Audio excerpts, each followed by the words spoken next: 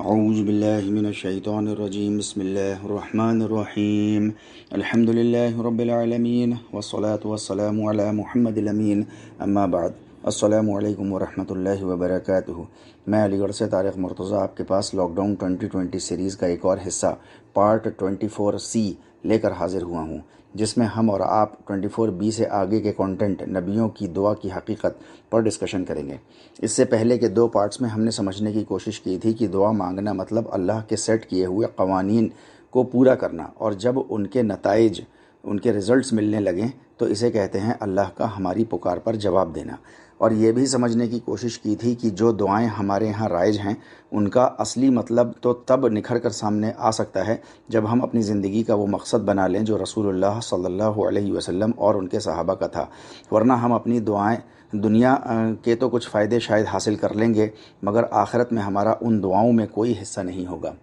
اس part سی میں ہم لوگ انبیاء کرام کی ذاتی دعاؤں کو سمجھنے کی کوشش کریں گے جو قرآن نے ریکارڈ کی ہیں۔ پہلی بات تو یہ سمجھ لیں کہ نبوت کا معاملہ عام انسانی معاملات سے بالکل الگ ہے۔ اس کے متعلق نہ تو کچھ سمجھا ہی جا سکتا ہے اور نہ ہی سمجھایا جا سکتا ہے۔ ہم ان کے لائے پیغام کو تو سمجھ سکتے ہیں اور اس کی اتباع کرنا ہمارا فریضہ بھی ہو جاتا ہے۔ باقی رہا ان کی دعاؤں سے یہ نتیجہ نکالنا کہ جس طرح اللہ ان کی پکار پر ان سے ہم کلام یعنی بات چیت کرتے ہیں، اسی طرح اللہ غیر انبیاء سے بھی بات چیت کر سکتے ہیں، تو یہ چیز سراسر وحی کے بھی خلاف ہے اور نبوت کے قرآنی تصور کے بھی خلاف ہے۔ اللہ انبیاء کرام کے علاوہ کسی سے بھی ہم کلام نہیں ہوتے، اور نبی اکرم صلی اللہ علیہ وسلم کے بعد خاص کر کے ایسا سمجھنا تو نبوت کی مہر کو توڑنے کے برابر ہے۔ نہ ہی یہ عقیدہ صحیح ہے کہ اللہ ہماری دعائیں تو سنتا نہیں ہے، اس لیے کسی اللہ کے مقرب بندے سے دعائیں کرانا چاہیے۔ قرآن تو یہ بتاتا ہے کہ انسان اور اس کے رب کے بیچ کوئی دوسری طاقت آ نہیں سکتی۔ ایسا سمجھنا شرک ہے۔ اللہ تک پہنچنے یا اس تک اپنی آواز پہنچانے کے لیے کسی ذریعے یا واسطے کی ضرورت نہیں ہوتی۔ وسیلے کے اوپر آگے چل کر ہم لوگ بات چیت کریں گے انشاءاللہ۔ یہاں یہ سمجھ لینا چاہیے کہ ہر انسان اللہ کے قوانین کی اتباع کر کے اللہ تک پہنچ سکتا ہے اور اپنی آواز اللہ تک پہنچا بھی سکتا ہے۔ پھر دہرا دوں، یہ سمجھ لینا چاہیے ہم کو اور آپ کو بہت اچھے سے کہ ہر انسان اللہ کے قوانین کی اتباع کر کے اللہ تک پہنچ بھی سکتا ہے اور اپنی آواز اللہ تک پہنچا بھی سکتا ہے۔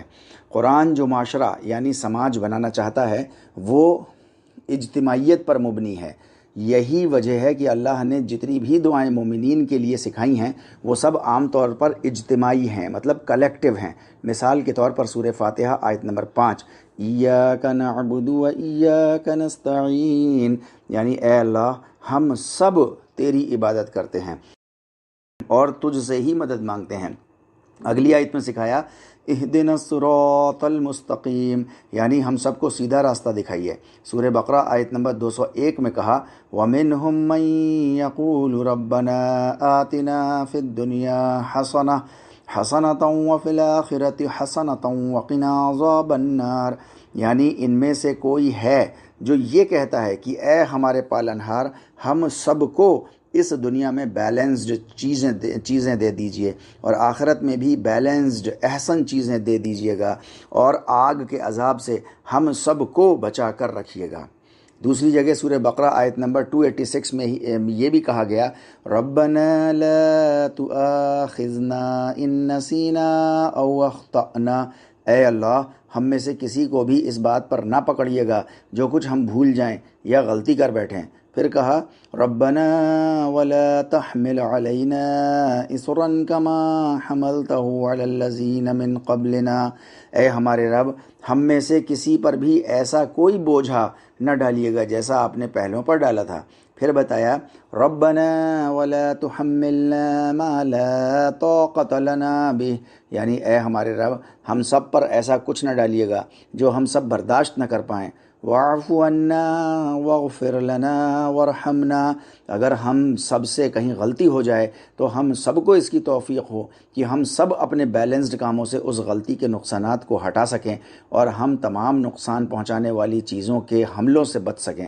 پھر کہا انت مولانا فانصرنا علی القوم الکافرین، یعنی ہماری پوری نشو و نما کے لیے ضروری سامان اور اس کے حاصل کرنے کے ذریعے تیری ربوبیت کے مطابق ملتے رہیں، اس لیے کہ تیرا قانون ربوبیت ہی ہمارا سرپرست ہے اور ہمارا کارساز ہے، اور اسی کے ذریعے ہم سب اپنے اگینسٹ کام کرنے والوں پر غلبہ اور کامیابی چاہتے ہیں۔ اس طرح کی اور جتنی بھی دعائیں مومنین کو سکھائی ہیں وہ سب گروپ کی دعائیں ہیں، کلیکٹیو دعائیں ہیں، انڈیویجول نہیں ہیں، کیونکہ اللہ کا دین گروپ یعنی اجتماعیت پر ڈیپینڈ کرتا ہے۔ مثال کے طور پر ہم سب کی صلات، ہم سب کی زکوٰۃ، جبکہ مذہب کا کانسیپٹ انڈیویجولیٹی یعنی انفرادیت پر رہتا ہے۔ مثال کے طور پر میری نماز، میری زکوٰۃ، میرا حج وغیرہ وغیرہ۔ اللہ ہمارے اندر بھی ہیں اور باہر بھی ہیں، یعنی اسپیس میں ہر جگہ ہیں، بنا کسی جگہ کو گھیرے ہوئے۔ سورہ بقرہ آیت نمبر 186 میں فرمایا وَإِذَا سَأَلَكَ عِبَادِي عَنِّي فَإِنِّي قَرِيب، یعنی جب میرے بندے میرے بارے میں سوال کریں تو انہیں بتا دو کہ میں تو ان کے قریب ہی ہوں۔ وَنَحْنُ أَقْرَبُ إِلَيْهِ مِنْ حَبْلِ الْوَرِيدِ، اور کیا بتایا سورہ قاف آیت نمبر 16 میں کہ انسان سے اس کی رگ جان یعنی جگولر وین سے بھی زیادہ قریب ہوں۔ اللہ ہر جگہ، اندر اور باہر، سب جگہ موجود ہیں، مگر اس طرح سے نہیں جس طرح سے کوئی بھی چیز اسپیس میں قید ہو کر رہتی ہے، کیونکہ ہمارے حواس یعنی سینسز اس بات کا ایکسپیرینس نہیں کر سکتے کہ کوئی بھی چیز بنا اسپیس گھیرے کیسے رہ سکتی ہے۔ اس لیے ہم انسان یہ نہیں سمجھ سکتے کہ ایسا کیسے ہو سکتا ہے۔ اس لیے قرآن نے سورہ انعام آیت نمبر 103 میں کہا لا تدرکہ الابصار وہو یدرک الابصار وہو اللطیف الخبیر، کوئی آنکھ اسے دیکھ نہیں سکتی، وہ سب کو دیکھ رہا ہے۔ لیکن اللہ کے جتنے بھی قانون ہیں اس کائنات میں ہم ان کو بھی سمجھ سکتے ہیں، اپنے تجربوں میں لا بھی سکتے ہیں، اور ان کے نتیجے بھی ہمارے ایکسپیرینسز میں آ جاتے ہیں۔ اس لیے قرآن نے ہمارا تعلق اللہ کے قانون سے بتایا ہے، نہ کہ اللہ کی ذات سے۔ پیچھے سے ہم دیکھتے چلے آ رہے ہیں کہ دعا کا تعلق بھی اللہ کے قوانین سے ہے۔ ہم اس کے قانون کو آواز دیتے ہیں، اور جب ہم اس کے مطابق اپنے اعمال کرتے ہیں تو ان اعمال کے نتیجے ہمارے سامنے لا کر اللہ ہماری پکار کا جواب دیتے ہیں۔ باقی رہا اللہ کا علم، تو اس کے لیے ہر چیز پریزنٹ یعنی حال میں ہے۔ ہمارا علم پاسٹ، پریزنٹ اور فیوچر میں ہوتا ہے، مگر اللہ کے علم کے مطابق ان کی کوئی حقیقت نہیں۔ آنے والی ہر چیز اس کے علم میں ہے، مگر اس کے علم میں ہر چیز کا ہونا کا کوئی بھی اثر ہمارے اختیار اور ارادے پر نہیں پڑتا۔ یہ بہت اچھے سے سمجھ لیں کہ اللہ کا اگر علم میں کوئی بات ہے، فیوچر کی بھی کوئی بات ہے، تو اس کا کوئی اثر ہمارے اختیار اور ارادے پر نہیں پڑتا۔ ہم انسانوں کو اللہ سبحانہ وتعالیٰ نے دیا ہے، اور نہ ہی اس بات پر پڑتا ہے کہ ہمارے لیے جو کچھ بھی ہوتا ہے وہ ہمارے اپنے اعمال کا نتیجہ ہوتا ہے۔ سب کچھ اللہ کے سامنے ہی ہو رہا ہوتا ہے، لیکن وہ ہمارے اختیار اور ارادوں کو ختم نہیں کرتے۔ ہم جو چاہتے ہیں وہ کرتے ہیں، اور جو کرتے ہیں اسی کے مطابق ہم کو نتیجہ بھی ملتا ہے۔ اب اگر ہم اللہ کے قانون کے مطابق کرتے ہیں تو نتیجے خوشگوار نکلتے ہیں، اور اگر اس کے خلاف کرتے ہیں تو تکلیف دہ نتیجے نکلتے ہیں۔ اللہ کے قانون کے مطابق قدم اٹھانا ہی اللہ کو پکارنا ہے، یعنی دعا کرنا ہے، اور اس کے خوشگوار نتیجے مل جانا ہی اس پکار کا اللہ کی طرف سے جواب دینا ہے، یعنی دعا کا قبول ہو جانا ہے۔ آئیے قرآن کے ایک لفظ وسیلہ کو سمجھنے کی کوشش کریں، کیونکہ اس کے مفہوم کو غلط سمجھ لینے کی وجہ سے امت کا ایک بڑا حصہ اپنے بڑوں سے اس طرح لگ گیا ہے کہ خود کے اپنے اعمال بھی وہ بھول گیا، اور یہ سمجھ بیٹھا ہے کہ کچھ انسانوں کے وسیلے سے اللہ کے یہاں اس کو کامیابی مل جائے گی۔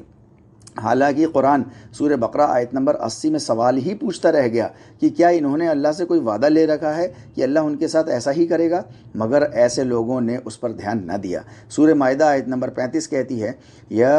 ایھا الذین آمنوا اتقوا اللہ وابتغوا الیہ الوسیلہ وجاہدوا فی سبیلہ لعلکم تفلحون، یعنی اے ایمان والوں، تم اللہ کا تقوی اختیار کرو اور اس کی طرف وسیلہ ڈھونڈو، یعنی اس کے راستے میں جد و جہد کرو تاکہ تم کامیاب ہو جاؤ۔ اس آیت سے غلط تصور نکالنے کی وجہ سے اسلام جیسا دین جو ماننے والوں کو زندگی دینے آیا تھا، مگر وہ زندگی عمل کر کے دینے آیا تھا، اس دین میں ایسا خیال پیدا کر لیا گیا کہ کچھ اللہ کے نیک بندے اللہ کے یہاں ان کو بچا لے جائیں گے، اور رسول اللہ صلی اللہ علیہ وسلم کے وہ آخری لمحات بالکل بھول گئے جو صحیح بخاری میں امام بخاری رحمۃ اللہ علیہ نے ریکارڈ کیے ہیں، جب رسول اللہ صلی اللہ علیہ وسلم نے اس دنیا سے رحلت فرمانے سے پہلے، اس دنیا سے جانے سے پہلے کمزوری کی حالت میں بی بی فاطمہ کو اپنے پاس بلایا اور تاریخی جملہ بولا جہاں سے رسول اللہ صلی اللہ علیہ وسلم نے ہر طرح کی شخصیت پرستی کا بت توڑ دیا تھا۔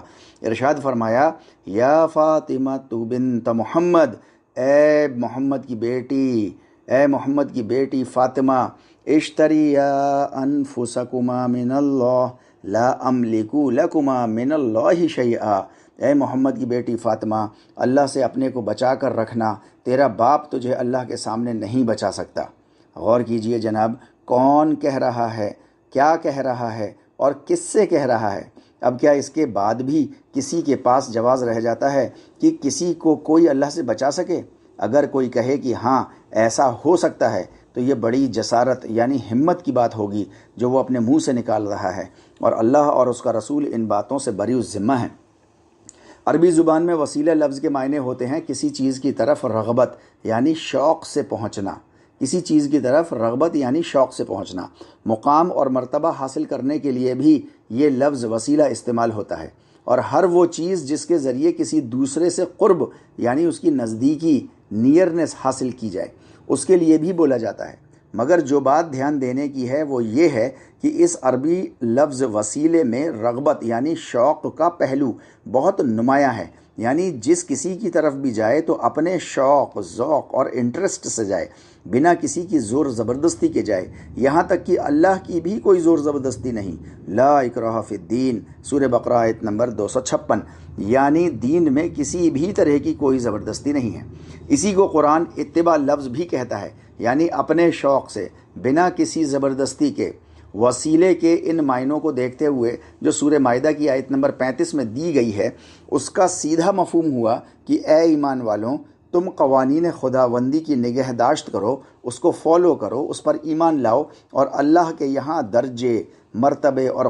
قرب حاصل کرو، اور اس کا طریقہ یہ ہے کہ تم اللہ کے راستے میں پوری جد و جہد کرتے رہو، اس سے تم اپنی زندگی کے مقصد کو حاصل کرنے میں کامیاب ہو جاؤ گے۔ یہ آیت ہم کو بتا رہی ہے کہ اللہ کا قرب یعنی اس کی نزدیکی حاصل کرنے کے لیے اللہ کے راستے میں لگاتار انتھک کوشش کرنا ہے، نہ کہ کسی ایسے نیک انسان کا ہاتھ پکڑ لینا جو اسے اللہ کی طرف سے دی ہوئی اس کی ذمہ داریوں سے بے فکر کروا دے۔ اللہ کا راستہ یعنی فی سبیل اللہ کیا ہوتا ہے، اس کو جاننے کے لیے ہماری اس سیریز کا پارٹ 3 تیسرا پارٹ ضرور دیکھیے۔ اللہ کے دین میں انسان کا سیدھا تعلق اللہ سے بنا کسی دوسرے کے بنانے ہی تمام انبیاء کرام آئے تھے، اور جب انسان اور اس کے رب کے بیچ بچاؤ کرانے دوسرے لوگ آ گئے اور اس قدر داخل ہو گئے کہ ان کا نکالا جانا ناممکن ہو گیا، کیونکہ انہوں نے اپنے مفاد کے لیے اللہ کی بھیجی ہوئی کتاب سے بھی کھلواڑ کر دیا تھا، تو ہمیشہ اللہ سبحانہ و تعالیٰ نے اپنا ایک اور رسول بھیجا، پھر ایک اور رسول بھیجا، یہاں تک بھیجتے رہے کہ رسالت مآب صلی اللہ علیہ وسلم اس دنیا میں تشریف لے آئے اور قرآن جیسی کتاب دنیا کے سامنے پیش کر دی، جو آج بھی 1450 سال بعد بھی اسٹینڈنگ چیلنج بنی ہوئی ہے اور ہمیشہ بنی رہے گی۔ اب قرآن آنے کے بعد اس کے خلاف راستے بتانا یا ڈھونڈنا کفر نہیں تو اور کیا ہے؟ اب تو امت کے تمام تر فیصلے ہی اسی نازل کردہ کتاب سے ہوں گے۔ اگر فیصلے اس سے نہیں کیے تو سورہ مائدہ آیت نمبر 44 میں اللہ سبحانہ و تعالیٰ نے اعلان کر دیا ہے، وَمَن لَّمْ يَحْكُم بِمَا أَنزَلَ اللَّهُ فَأُولَٰئِكَ هُمُ الْكَافِرُونَ، یعنی جو کوئی بھی اللہ کی نازل کی ہوئی کتاب سے فیصلے نہیں کرتا وہی تو کافر ہے۔ اس دین کے دینے والے اللہ نے یہ اعلان سورہ بقرہ آیت نمبر 186 میں کیا تھا، وَإِذَا سَأَلَكَ عِبَادِي عَنِّي فَإِنِّي قَرِيبٌ، یعنی جب میرے بندے تجھ سے میرے بارے میں پوچھیں تو کہہ دینا میں تو ان کے ہی قریب ہوں، اتنا قریب کہ اجیب دعوت الداعی اذا دعان، جب وہ مجھے پکارتا ہے تو میں ہر شخص کی پکار کا جواب دیتا ہوں۔ لیکن اس کے لیے اللہ سبحانہ وتعالیٰ نے شرط لگائی، فَلْيَسْتَجِيبُوا لِي وَلْيُؤْمِنُوا بِي لَعَلَّهُمْ يَرْشُدُونَ، تو انہیں چاہیے کہ میرے حکموں کو مانیں اور مجھ پر ایمان رکھیں تاکہ انہیں کھلی ہدایت مل جائے۔ دیکھا آپ نے بات کیسی موتیوں کی طرح صاف ہے۔ جو شخص بھی اللہ کے سٹ قوانین کی سچائی پر ایمان رکھتا ہے اور اس کی خوشی خوشی اتباع کرتا ہے تو اسے وہ مقصد حاصل ہو جاتا ہے جس کے لیے انسان دوسروں کے پاس بھٹکتا پھرتا ہے اور اپنا ایکسپلائٹیشن کرواتا ہے۔ قرآن نے تو سورہ الکہف آیت نمبر 17 میں یہ بتایا تھا کہ صحیح سیدھا راستہ بتانے والا تو اللہ کے سوا اور کوئی نہیں ہے، یعنی اللہ ہی ہمارا ولی ہے، یعنی وہی ہماری حفاظت کرنے والا ہے، پروٹیکٹر ہے، اور نہ ہی اس کے سوا کوئی ہمارا مرشد ہے، یعنی کوئی ہم کو راستہ گائیڈ دکھانے والا ہے۔ فَلَن تَجِدَ لَهُ وَلِيًّا مُرْشِدًا، اس آیت میں ولی اور مرشد الفاظ پر ضرور دھیان دیجیے گا۔ اللہ کے دین کی بنیادی خصوصیت وہی ہے جو حضرت عمر نے ایک مرتبہ فرمائی تھی کہ اللہ اور اس کے کسی بھی بندے کے بیچ میں کوئی دوسرا کبھی نہیں ہوتا۔ یہی وہ صحیح آزادی ہے جسے دلوانے کے لیے انبیاء کرام بھیجے جاتے تھے، لیکن ہم نے اس آزادی کی جگہ دوسرے نیک کہلائے جانے والے انسانوں کے ہاتھوں اپنی آزادی بیچ دی، اور ان زنجیروں میں ہمارا کوئی فکر و عمل کا گوشہ آزاد نہ رہ سکا، جس کی قیمت آج کئی سو سال کے بعد امت ادا کر رہی ہے کہ اس کے اوپر دوسری قومیں اس طرح سے ٹوٹی پڑ رہی ہیں جیسے بھوکے پیالوں پر پڑتے ہیں، کیونکہ وہ نیک کہلائے جانے والے لوگوں نے ہمیں اپنی خدمت کے علاوہ کہیں اور سوچنے کا موقع ہی نہیں دیا، ورنہ ایسا تو نہیں تھا کہ امت بڑھتی دنیا میں کچھ بھی نہ کنٹریبیوٹ کر پاتی۔ یاد رکھیے گا کہ مسلمان اپنا سر اٹھا کر جی ہی تب پائے گا جب وہ اور انسانوں کی چوکھٹ سے اپنا جھکا ہوا سر اٹھا کر صرف اور صرف اللہ کے سامنے جھکائے گا، یعنی اللہ اور اس کے رسول کی کھلی بات کے سامنے تو سر تسلیم خم کرے گا، یعنی اپنا سر جھکا دے گا، ان کے علاوہ ہر کسی کی بات پر سوال پوچھے گا۔ جس دن امت اس روش پر آ گئی اسی دن سے یقین جانیے گا اللہ کا دین پوری دنیا میں نافذ ہونا شروع ہو جائے گا، ورنہ ہم دوسروں کی ہی خدمت کرتے رہ جائیں گے سوائے اللہ اور اس کے رسول کے۔ وآخر دعوانا ان الحمدللہ رب العالمین۔ اگر ہماری اس لاک ڈاؤن 2020 سیریز کے کچھ پارٹس آپ سے مس ہو گئے ہوں تو برائے مہربانی 8279865903 پر واٹس اپ میسج ڈال دیجئے، انشاءاللہ مسنگ پارٹس آپ کو جلد از جلد بھیج دیے جائیں گے۔